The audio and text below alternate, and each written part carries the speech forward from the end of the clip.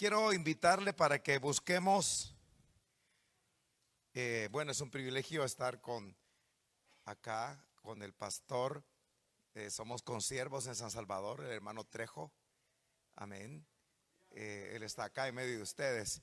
Creo que desde el domingo anterior estaba acá también reunido.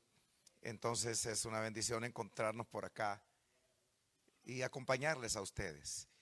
Dice la palabra del Señor, leemos en el capítulo 1 del Evangelio según San Juan. Gloria a Dios. Allí vamos a leer únicamente el versículo 46, que dice así: Natanael le dijo: ¿de Nazaret puede salir algo de bueno? Amén. Solamente esa parte del versículo es la que leemos y vamos a orar para pedirle al Señor que Él traiga su palabra y nos edifique, nos bendiga. Amén. Oramos, te damos gracias, Padre Celestial, porque esta noche podemos estar en tu presencia, adorándote, alabándote, invocando tu nombre. Gracias, Dios, porque no hay mejor lugar que estar delante de ti. Ahora nos unimos después de haber leído tu palabra para pedirte que seas tú quien atraiga a nuestra vida una vez más. Háblanos, Señor, por medio de tu Espíritu Santo. Tú conoces la necesidad de cada vida, de aquellos que no te han recibido, la condición en la que se encuentran, pero también el estado de tu pueblo, de tu iglesia, por las diferentes luchas, problemas, conflictos que en esta vida pasamos, Señor. Pedimos que tu palabra prevalezca en medio de todo. Te damos la gloria a ti, en el nombre poderoso de Jesús de Nazaret. Amén. Gloria a Dios. Puede sentarse.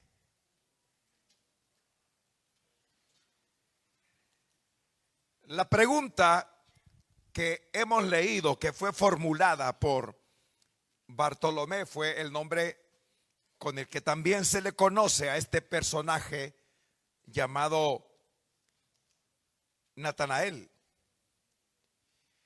La pregunta que él hace se convierte en la plataforma de una reflexión muy importante para todos nosotros. Y él habla así, como lo hemos leído. Natanael pregunta: ¿puede salir algo de bueno de Nazaret? Porque Felipe, a quien él está formulando la pregunta, había llegado donde él para decirle muy alegremente que habían encontrado al Mesías, o sea, el Cristo, del cual el profeta Moisés, porque también fue profeta, ese líder del pueblo de Israel, había escrito, y también los otros profetas. Y ahora la palabra se estaba cumpliendo y Felipe decía que lo habían encontrado. La promesa del advenimiento de un Mesías ahora se había hecho una realidad.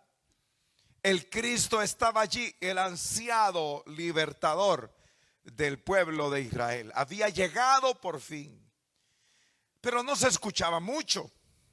Sin embargo, Felipe estaba allí testificándolo. Es decir, digo que no se escuchaba mucho porque no era una noticia que había corrido como en pólvora seca, cuando una chispa la incendia. No era así, cosa que en primer lugar le ha de haber sorprendido a Natanael. Pero lo segundo es que Felipe le declara el origen de aquel al cual estaba llamando el Cristo o el Mesías. Le dice que su origen era la ciudad de Nazaret. Eso desconcertó a Natanael, porque Felipe le estaba invitando a conocerlo y a ser parte de la gente que le recibía como tal, que le reconocía como el libertador, como el Mesías, como el Cristo o el ungido. Pero entonces, porque el origen que Felipe mencionaba era Nazaret, a Natanael le sorprende y le desconcierta, porque Natanael era un lugar insignificante, tan insignificante que en el Antiguo Testamento, en todas las escrituras del Antiguo Testamento, no se hace ninguna mención de ese lugar, de Nazaret. Ni en los libros apócrifos, es decir, aquellos escritos que no eran reconocidos como parte del canon o de las escrituras, ni en ellos tampoco hay o hubo, perdón, un historiador llamado Flavio Josefo, que fue alguien que registró la historia de Israel desde el tiempo antiguo y en la época del Imperio Romano sobre todo. Pero ni él hacía mención en su historia o historias de Nazaret. Era un lugar perfectamente desconocido. Pero Felipe estaba diciendo que de allí era el Mesías, el Cristo de Nazaret. Entonces la pregunta es, ¿puede salir algo de bueno de Nazaret? José, el que llegó a ser el padre adoptivo, por supuesto, de Jesús de Nazaret, era alguien que se había ubicado allí justamente cuando acontece todo lo que los relatos de la infancia contenidos en Mateo y también en Lucas, en sus primeros capítulos, nos hablan acerca de cómo fue que Jesús nació, el embarazo de María, un embarazo milagroso, y como José, que estaba desposado con ella, con María, la madre de Jesús, estaba pensando en dejarla porque se sintió traicionado. Entonces, la ubicación era Galilea, Nazaret, pero usted conoce el relato de la infancia que Mateo registra. José recibe a María y Jesús nace, pero nace no en Nazaret, que era el lugar en donde se encontraban cuando María quedó embarazada, sino tienen que cumplir un edicto que llamaba a la población a empadronarse en su lugar, su tierra, y él pertenecía a la casa de David y la ciudad era Belén. Por eso fue que tuvo que subir de Galilea, de Nazaret a Belén, dice el relato del Evangelio de Lucas en su capítulo número 2.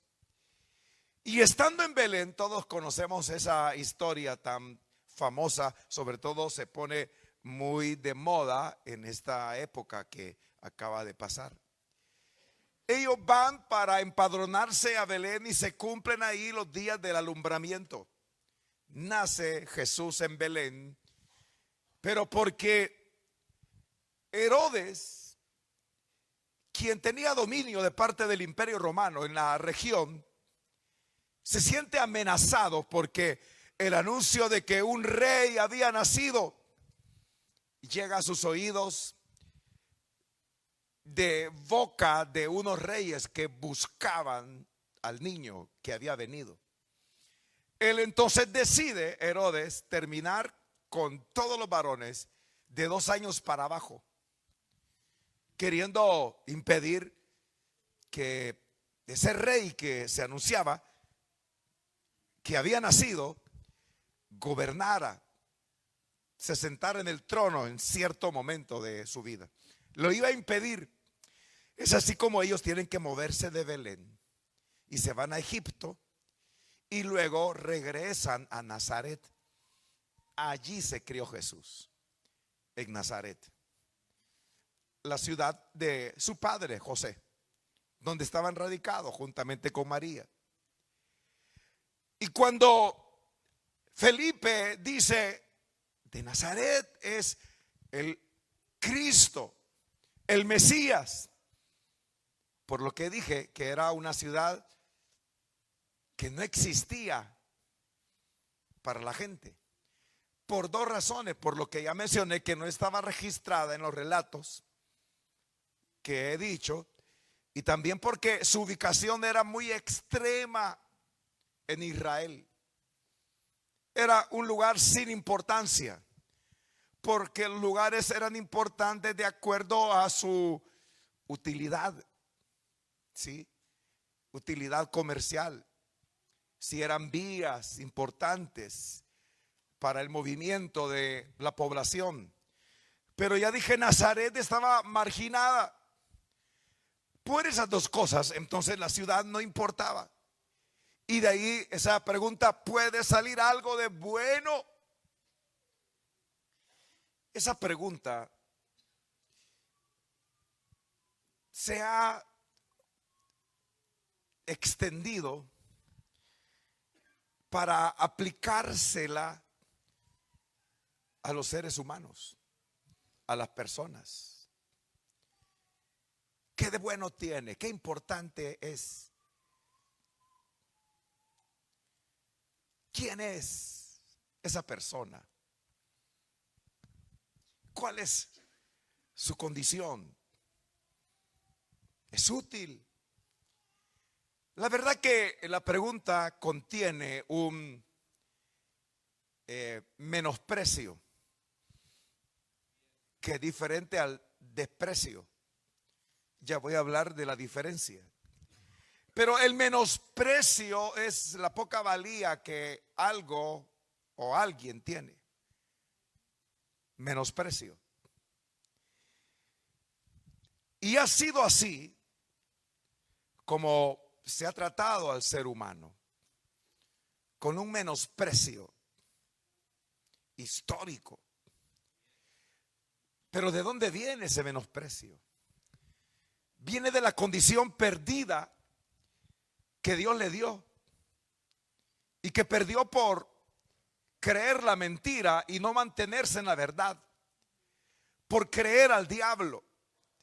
A partir de ahí, el ser humano cayó en la trampa y se hundió en una condición que le ha llevado a través de la historia a ser menospreciado y despreciado también. El ser humano ha sido creado a la imagen y semejanza de Dios. Pero esa imagen y semejanza de Dios ha sido estropeada por el pecado. ¿Pero qué es el pecado? Porque oímos pecado. El pecado es haber errado el blanco, o sea, el propósito de Dios se perdió. Eso significa pecado. Pero la palabra también significa el haber roto una relación. El ser humano rompió su relación con Dios cuando creyó la mentira. Pero también pecado significa rebelión, porque el ser humano se rebeló y es por naturaleza, por consiguiente, rebelde a Dios. Y la palabra también significa perversión, porque el ser humano se ha pervertido. Ese ser que fue creado a la imagen y semejanza de Dios se ha sumido en una condición de desvalorización, o sea, de menosprecio. La dignidad de toda persona es algo intrínseco e inalienable. Le voy a explicar esas dos palabras para que no piense que estoy hablando en lenguas. En este momento no. Lo intrínseco es aquello que se posee, que no se adquiere, que es natural. Y la dignidad de toda persona no se adquiere por ser alguien, por arribar a una condición determinada, sino por el hecho de ser persona, de ser humano, desde el momento de la concepción. Y ya se posee esa dignidad. A eso nos referimos cuando decimos que es intrínseca. O sea, no es que se adquiere. No es que el ser humano adquiere dignidad, por ejemplo, cuando nace. Es desde la concepción. Y cuando nace no es que tiene que ser cierta clase de persona para tener dignidad. No, la posee por naturaleza. Eso es lo intrínseco. Lo inalienable se refiere a que no se puede perder por nada. Alguien podría cometer los más crueles pecados, convertirse en la persona más perversa que se pudiera conocer. Sin embargo, no puede perder su dignidad de ser humano, porque es inalienable. Lo inalienable es lo que no se puede perder. No importa lo que suceda, no se puede perder. Sin embargo, el diablo, que odia a la humanidad, que odia a las personas, que odia a los hijos de Dios, que te odia a ti y que me odia a mí, se ha encargado de llevar a cabo una fuerte campaña. Y él ha dirigido todas sus baterías para atacarnos, para atacar al ser humano, con el propósito de menospreciarle y despreciarle.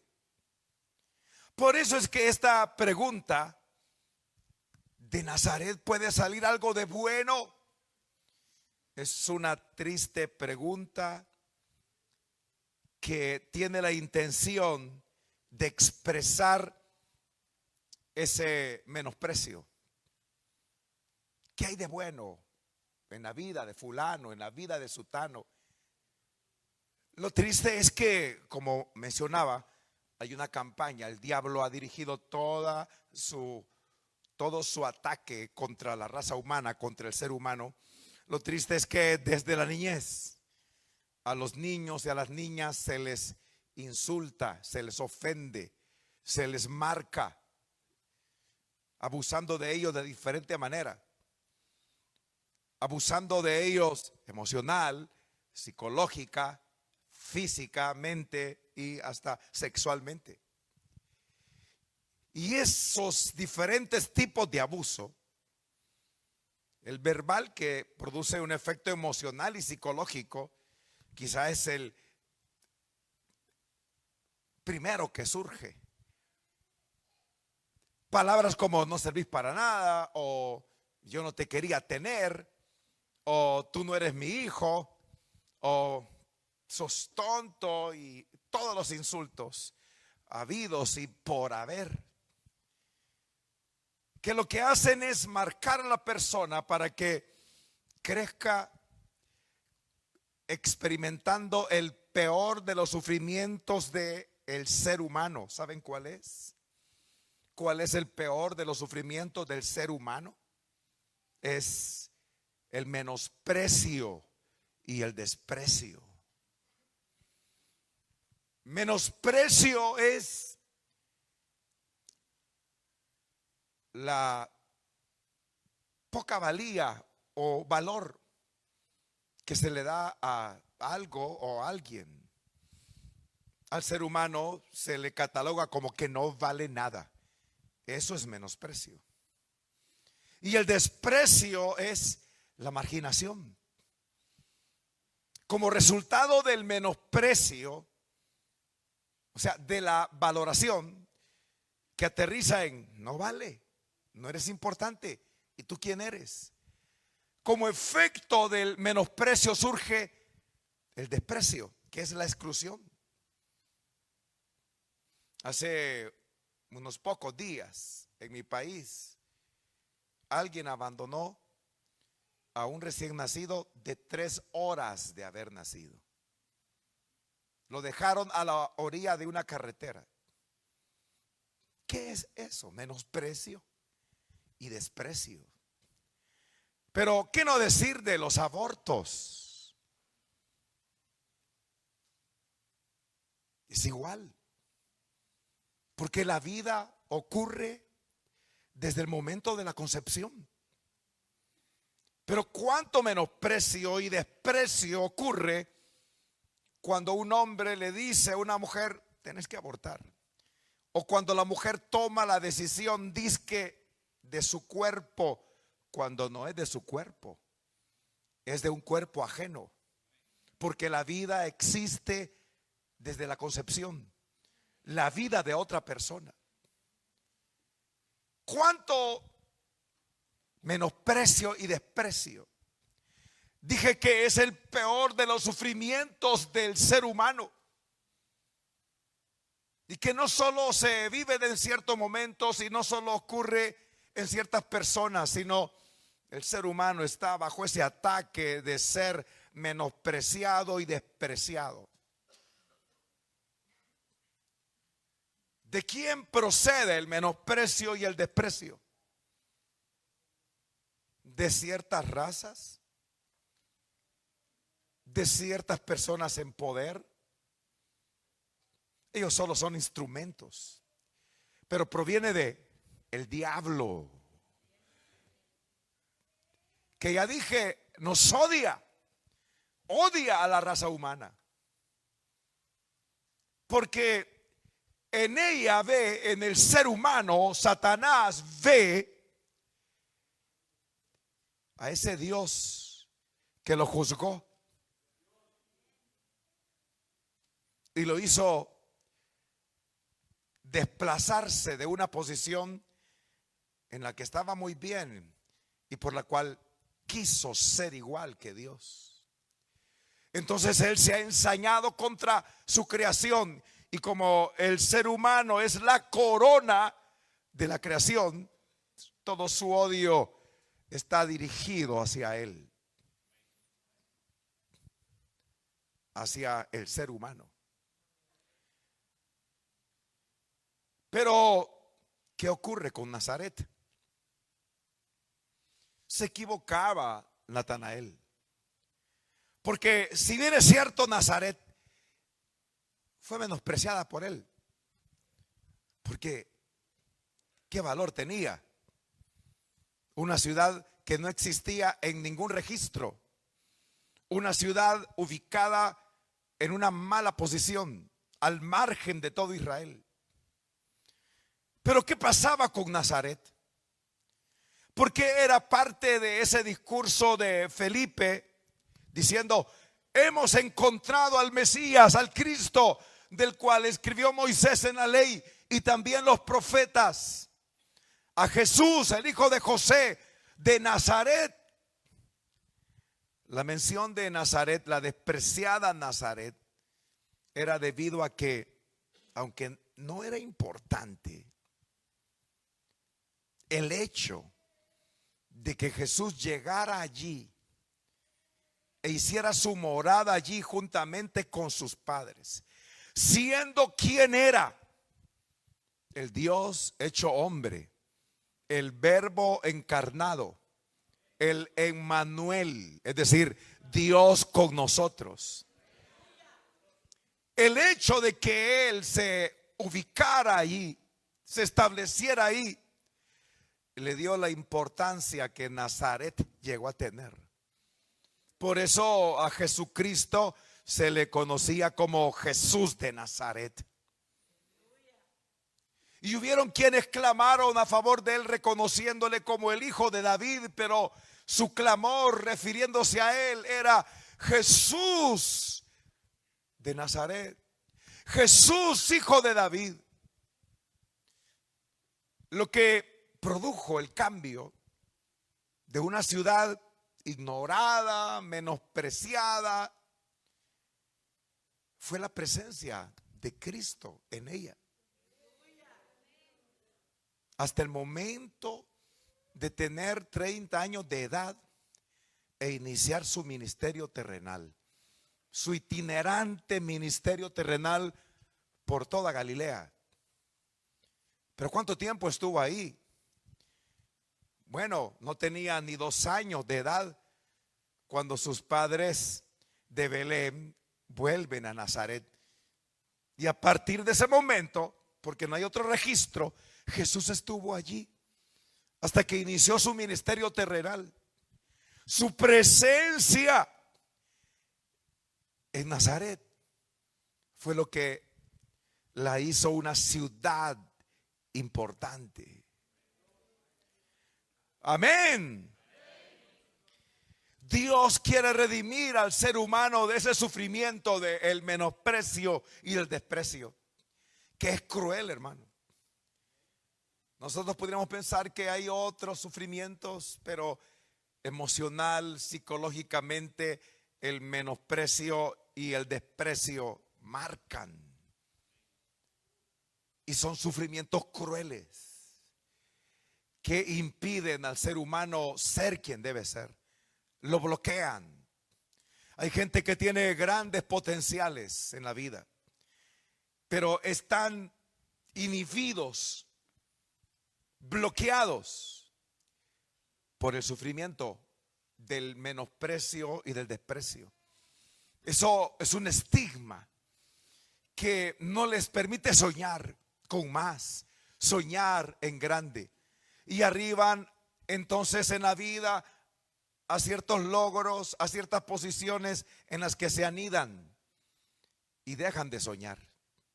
Pocas personas tienen un proyecto de vida porque creen que es para otras personas el soñar, el tener un proyecto de vida, el tener metas, el pensar en lograr tanto. Creen que no son las personas, que no tienen la inteligencia, que no tienen la capacidad, que la vida ha sido así con ellos y ni modo, lo mejor es conformarse, por lo menos, dice. Bloqueos. Y lo tremendo es los bloqueos que hay en aquellos que nos llamamos cristianos, que seguimos pensando como el pasado nos hizo hacerlo con respecto a nosotros mismos. Hay un ejemplo de cómo el menosprecio y el desprecio marcan a las personas. Y está en el pueblo de Israel, en los hebreos, cuando salen de Egipto, porque Dios les hace libres y les promete una tierra donde van a prosperar.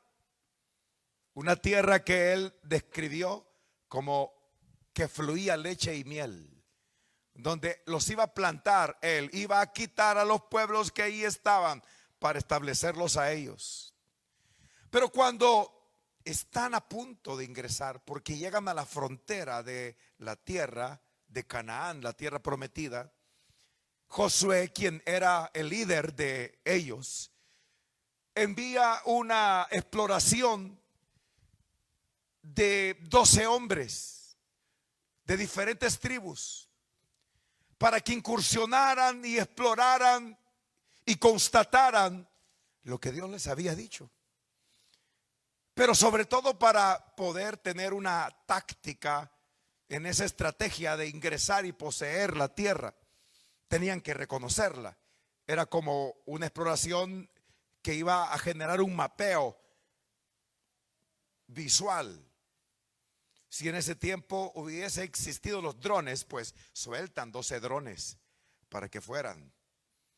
Pero tuvo que hacerse así físicamente, visualmente. Cuando ellos llegan, regresan y declaran, dan su informe, y 10 de ellos dijeron: es un imposible. Porque los moradores de ahí son gente poderosa, son gigantes. Y les parecimos nosotros, eso quiere decir que hubo un contacto con los pobladores, les parecimos como langostas. Hubo algún contacto, algún intercambio por esa declaración que hicieron algunos de esos 10 espías que estaban negativos. Pero decían, les parecimos como langostas. ¿Qué quiere decir eso? Que ellos interpretaron, fue la percepción, que los moradores les tenían de menos y que no iban a poder conquistar la tierra, porque al parecer de los pobladores eran insignificantes los hebreos que habían incursionado a la tierra de Canaán. Pero esa fue la percepción, no fue nunca una realidad, porque ingresaron y entablaron batallas de hombre a hombre, y nunca hubo una diferencia así como la que ellos mencionaban. Pero ellos, los espías, venían de una esclavitud en donde les hicieron creer que eran poca cosa. O sea, hubo un menosprecio y un desprecio, y eso les marcaba.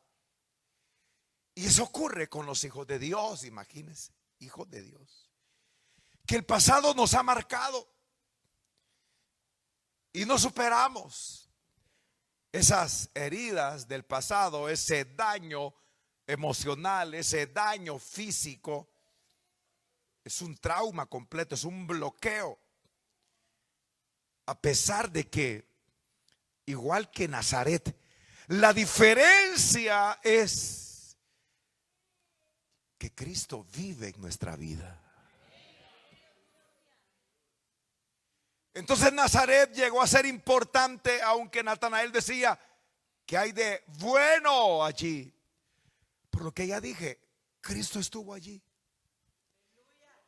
Fue llamado Jesús de Nazaret. Y lo que hace la diferencia y redime al ser humano para empoderarlo y posicionarlo es cuando la persona toma la decisión de responder a la invitación que el Hijo de Dios hace de recibirle. Recibir a Cristo en la vida es el hecho más maravilloso que nos puede pasar en esta tierra, en esta vida. Eso no es una aceptación religiosa. Es algo que no dejará la vida en la misma condición. No seremos los mismos, no deberíamos serlo, sino que deberíamos de comprender la gran honra que Dios hace en nuestra vida o de nuestra vida cuando recibimos a Cristo. Por eso Pablo dijo, de modo que si alguno está en Cristo, nueva criatura es. ¿Lo ha leído? ¿Lo ha escuchado? De modo que si alguno está en Cristo, nueva criatura es. Las cosas viejas pasaron, he aquí, todas son hechas nuevas. Todo es hecho nuevo en tu vida. Deja ir el pasado. Perdónate a ti mismo. Aunque a veces no tenemos la culpa de lo que nos sucedió, pero nos sentimos culpables. Por eso te digo, perdónate a ti mismo y deja ir el pasado. Porque tú ya no eres quien has sido antes de tener a Cristo en tu vida. Todas las cosas pasaron. Las cosas viejas pasaron. Eres nueva criatura. Y tú vales no por lo que tienes, por lo que ahora eres o no eres. Vales porque tienes a Cristo en tu ser. No permitas que nadie te menosprecie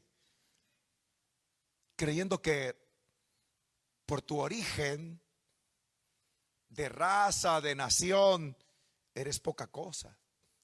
No permitas que nadie te desprecie, marginándote, excluyéndote, porque siempre se van a equivocar, como se equivocó Natanael cuando dijo: de Nazaret podrá salir algo de bueno. Siéntete honrado y levanta tu cabeza y tu frente, ¿sí?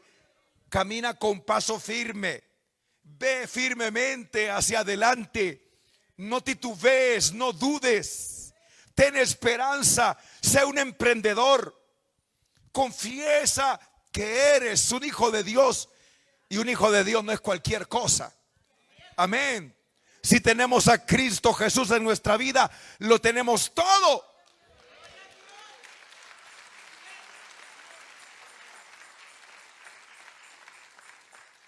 Y el apóstol Pablo dijo: somos más que vencedores. ¿Por qué? Porque mayor es el que está en nosotros que el que está fuera de nosotros. ¿Tienes a Cristo? ¿Tienes a Cristo en tu vida?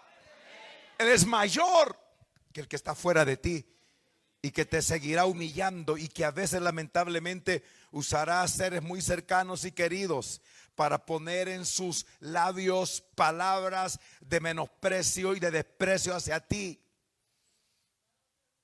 cosa que no debe de ocurrir. Pero así es, el diablo usa. Por eso el Señor Jesucristo le dijo a Pedro: adversario, Satanás. Esa es la palabra literal que leemos. Apártate de mí. Porque le estaba desviando del propósito de Dios. Le dijo: en ninguna manera te acontezca eso, cuando Cristo declaró acerca de sus sufrimientos necesarios, a través de los cuales Él nos iba a redimir de esa maldición del menosprecio y del desprecio. Y quiso impedírselo, y por eso Él le dijo: apártate de mí. No era a Judas a quien le dijo Satanás. A Judas le dijo amigo. Pero a Pedro le dijo: eres un adversario, eres Satanás. Entonces surgirán adversarios que quizá con buenas intenciones, pero lamentablemente usados por el diablo, van a querer impedir que el propósito de Dios se cumpla en tu vida. El propósito de la exaltación. ¿Tienes a Cristo? Eres la persona que debe sentirse más completa en este mundo, sin vacío alguno. Cristo debe bastarte, debe ser suficiente para ti. No necesitas que me dejó, me dejaron, no están conmigo, que no tengo, que mi estatus, que mi posición, que mi trabajo. Y todo eso te bloquea, porque piensas: así ha sido la vida conmigo, así ha sido el diablo. Pero que el Señor lo reprenda. Lo bueno de Nazaret era la presencia del Mesías, del Cristo allí. Lo bueno en nuestra vida. Por eso Pablo dijo: el tesoro está en vaso de barro. Es que Cristo vive en nosotros. Duerme feliz cada noche. Deja de tener pesadillas. Deja de levantarte apesadumbrado y pensando: aquí voy otra vez, qué difícil la vida para mí. En Cristo eres más que vencedor. Y démosle gracias, porque la gratitud ha de estar en nosotros. Pero a veces, teniéndole a Él, nos sentimos tan vacíos, tan pobres, tan limitados, tan dignos de conmiseración, o sea, de un lamento propio, cuando no debería ser así. ¿Qué hay de bueno en tu vida? Lo más grande, lo más glorioso, que Cristo vive en mí. Quiero invitarle a ponerse de pie, por favor.